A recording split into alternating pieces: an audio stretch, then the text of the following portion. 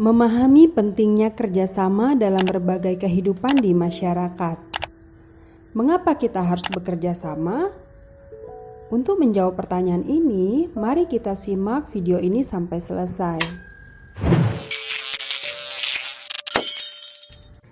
Manusia oleh Tuhan Yang Maha Esa diciptakan sebagai makhluk monodualis, yaitu manusia sebagai makhluk individu sekaligus makhluk sosial. Sebagai makhluk individu, artinya dalam kehidupan sehari-hari manusia harus mempertanggungjawabkan sendiri apa yang telah diucapkan dan dilakukan dalam pergaulan di lingkungan masyarakat. Sebagai contoh, lingkungan pergaulan seorang siswa meliputi keluarga, sekolah, masyarakat, bangsa, dan negara. Dalam pergaulan sehari-hari, tidak selamanya berjalan mulus dan baik. Ada kemungkinan terjadi pelanggaran, kekeliruan, atau kesalahpahaman antar sesama. Ketika seseorang melakukan pelanggaran atau kesalahan, maka ia harus secepatnya meminta maaf dan memperbaikinya, dan berupaya untuk tidak mengulanginya lagi. Dengan kata lain, segera meminta maaf berarti ia telah mempertanggungjawabkan perbuatannya. Contoh lain, pada saat seseorang melakukan perbuatan yang melanggar hukum, maka ia sendiri yang harus mempertanggungjawabkannya, yaitu dengan menerima sanksi yang diberikan sebagai akibat dari pelanggarannya, baik berupa denda, hukuman pidana, atau sanksi yang lainnya. Pelaksanaan sanksi terhadap pelanggaran hukum tidak bisa dilimpahkan atau diwakilkan kepada orang lain. Contoh lainnya, ketika seorang siswa tidak masuk sekolah karena sesuatu hal, sedangkan di sekolah sedang ada ulangan atau tes, maka siswa tersebut ulangannya tidak bisa digantikan oleh orang tua, saudaranya, atau temannya. Dia harus ulangan sendiri dengan cara susulan. Tanpa melakukan ulangan sendiri, siswa tersebut tidak akan mendapatkan nilai.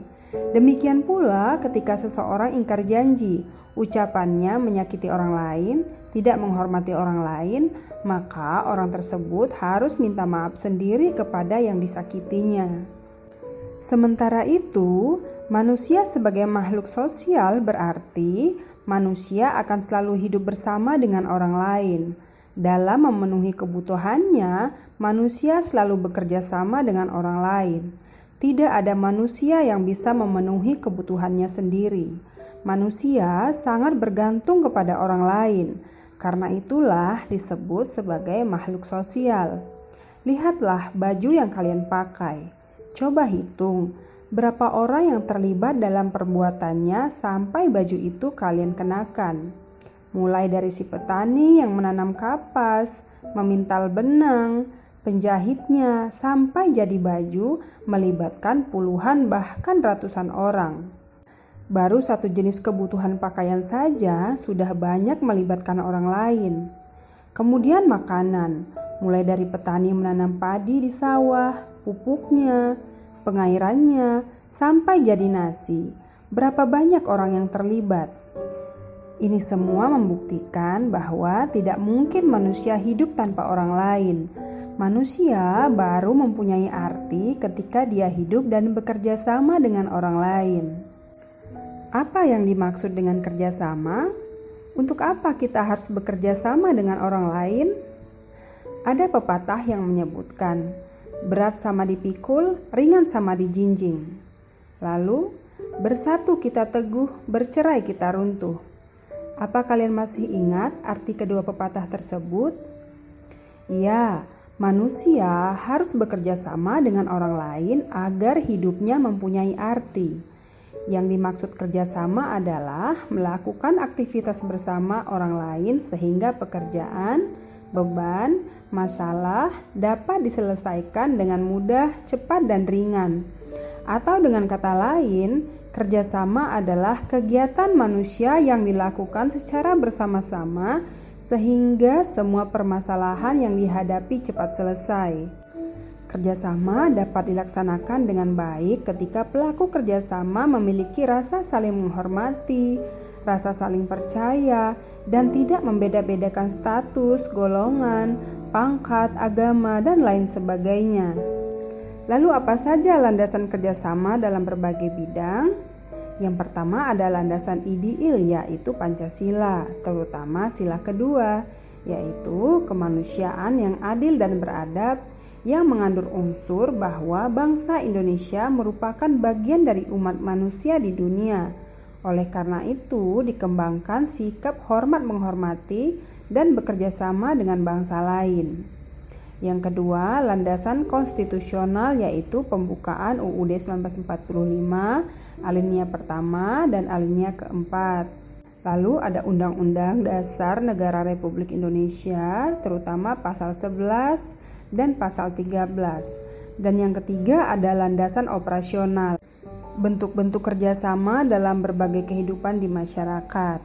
Yang pertama, contoh kerjasama dalam bidang pendidikan, misalnya dapat dilakukan dengan melakukan pertukaran pelajar, pertukaran guru atau dosen dengan negara lain. Kemudian contoh kerjasama dalam bidang ekonomi, misalnya yang dilakukan oleh pemerintah dengan negara lain bisa berupa kegiatan ekspor dan impor. Lalu contoh kerjasama dalam bidang kesehatan, misalnya bangsa Indonesia menjalin kerjasama dengan negara lain, misalnya dalam hal pengawasan obat dan produk kosmetik dan lain sebagainya. Contoh kerjasama dalam bidang hukum, misalnya untuk meningkatkan ketaatan dalam berlalu lintas, Dinas Pendidikan mengadakan kerjasama dengan lembaga kepolisian sehingga muatan berlalu lintas dapat masuk dalam kurikulum sekolah. Apa saja sih manfaat kerjasama dalam berbagai kehidupan di masyarakat? Yang pertama, memiliki kemampuan untuk bersosialisasi. Yang kedua, mendapat kemudahan dalam mengerjakan sesuatu, memiliki rasa empati dengan sesama, dapat mengendalikan sikap ego, memiliki jiwa kepemimpinan, berani mengemukakan pendapat, berani mengambil keputusan, memiliki rasa toleransi, dan saling berbagi.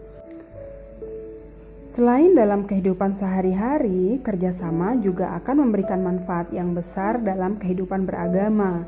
Antara lain dapat memperkuat kerukunan beragama dan menjadikan agama sebagai faktor pemersatu dalam kehidupan berbangsa dan bernegara. Bentuk kerjasama antar umat beragama diantaranya: yang pertama, adanya dialog antar pemimpin agama, antar pemeluk agama, dan antar pemeluk agama dengan pemerintah. Yang kedua, adanya kesepakatan di antara pemimpin agama untuk membina agamanya masing-masing. Dan yang ketiga, saling memberikan bantuan bila terkena musibah bencana alam. Kerjasama Indonesia dengan negara lain dilaksanakan atas dasar saling menguntungkan dan saling menghormati, serta tidak memaksakan kehendak antara negara satu dengan negara lain. Kerjasama Indonesia dengan negara lain meliputi bidang ideologi, politik, ekonomi, sosial budaya, pertahanan keamanan, pendidikan, kesehatan, dan lain sebagainya.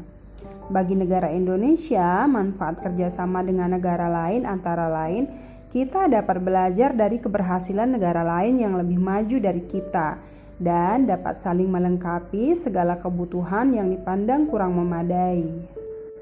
Demikian tadi pembahasan tentang pentingnya kerjasama dalam berbagai kehidupan di masyarakat. Terima kasih telah menyimak video ini sampai selesai. Saya Fitriani, sampai jumpa.